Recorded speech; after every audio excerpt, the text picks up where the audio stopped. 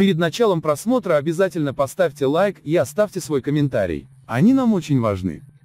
Накануне посол России в Туркменистане Александр Блохин рассказал, что на 25 декабря запланирован вывозной рейс из Туркменабата в Москву. Последующие вылеты, возможно, состоятся 25 и 30 января. Как уточнил посол, помимо российских граждан на рейс смогут попасть иностранцы, которым разрешен въезд в Россию на основании распоряжения правительства Российской Федерации номер 635-р от 16 марта 2020 года. Ранее граждане Туркменистана, которые хотят выехать в Россию, на основании наличия у них вида на жительство, чтобы посетить родственников, на учебу или на лечение, неоднократно обращались с заявлениями в посольство РФ в Ашхабаде.